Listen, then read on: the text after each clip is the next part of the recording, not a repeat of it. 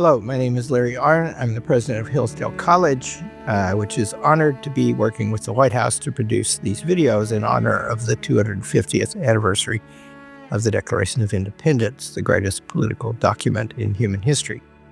Our college was founded in honor of that document. We encourage you to love it and to celebrate it. And to celebrate it, you should learn about it. We're going to talk about two things: the meaning and the structure of the Declaration of Independence. First question is, what does it mean? Things have causes. There's a classical account of the causes of things that include four. The efficient cause means whoever made it. The material cause means whatever it's made out of. The formal cause means what does it look like and how does it operate? And the final cause is what is it for? What love produces it? Declaration of Independence contains a lot of information about the formal cause of America in the middle, but its chief function is to provide the final cause of the country. What is the country for? And it begins very beautifully by explaining that. It says that any time in history, any people in history have a right under the laws of nature and of nature's God to form a nation according to purposes that they adopt. What are these laws of nature and nature's God? What does that mean? The Christian view is that God made nature. The classical view is that each being has a good, and the good and the being are the same thing. Nature is full of things that are good, and it's wrong to violate the good of anything. What do these laws say about people? They say that they're all created equal. Think what a remarkable thing it is for a people to adopt a standard like that as their purpose, as their governing purpose. And we did that in opposition to a king who claimed that he was born to be our ruler because he was better born than we are. He was denying the proposition that all men are created equal.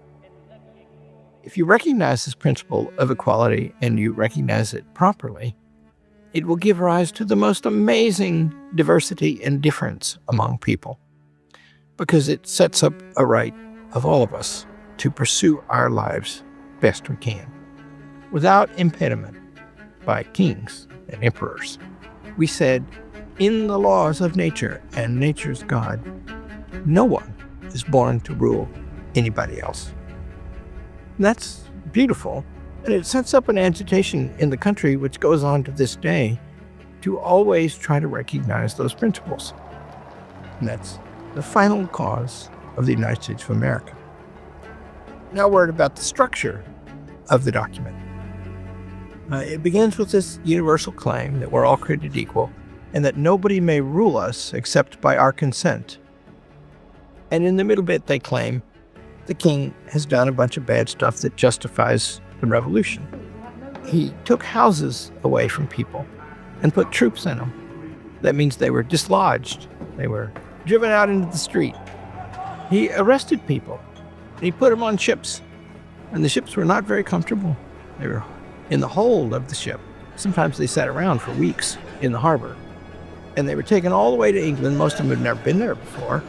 And they were put on trial in front of people who they never met before. Not a jury of your peers.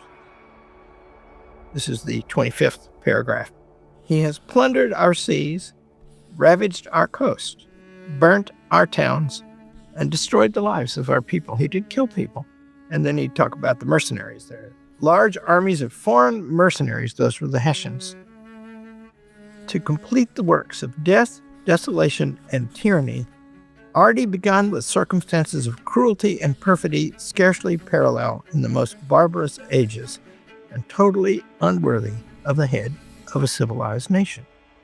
But then that leads us to the second thing about this structure point, and that was some of them are direct violations of the best method, the founders argued the only sure method, to keep the government from doing things like that to you, to its citizens, to anybody, right?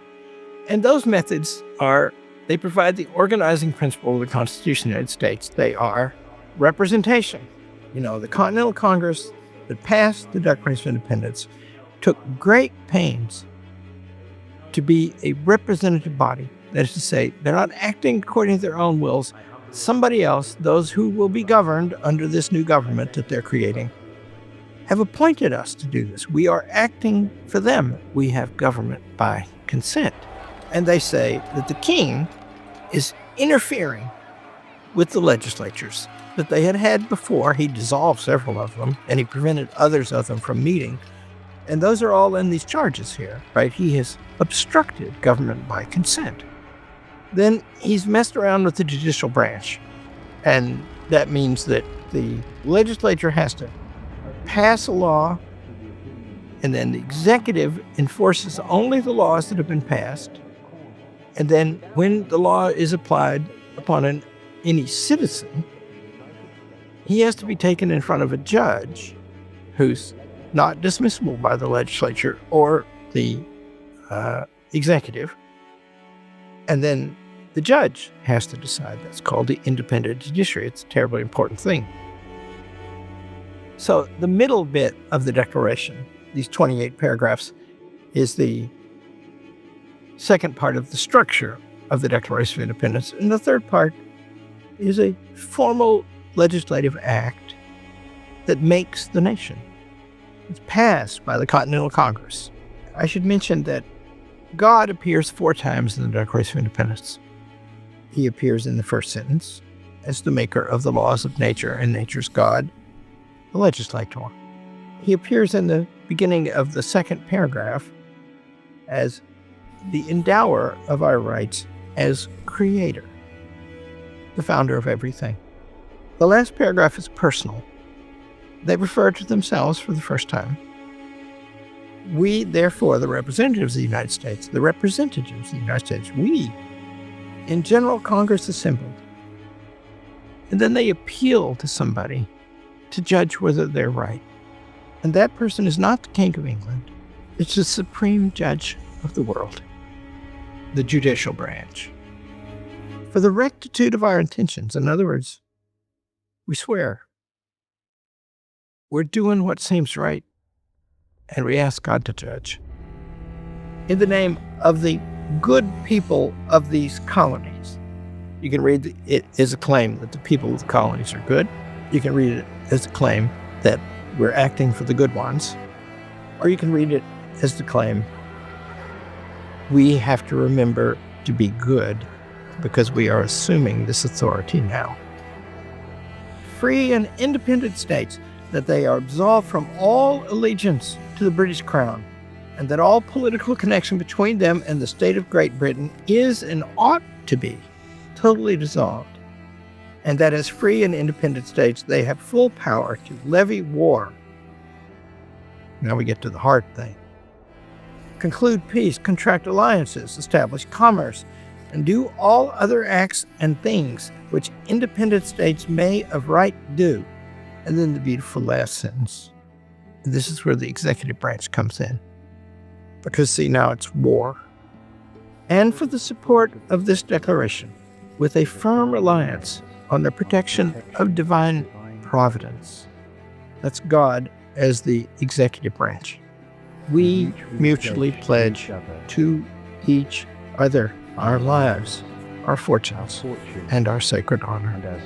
Only in the hands of God would all the powers of government be combined. Those men in that room, the same room where the Constitution would later be written by some of the same people, we mutually pledge to each other everything we've got. We Americans today owe those people. We should learn about them. Thank you.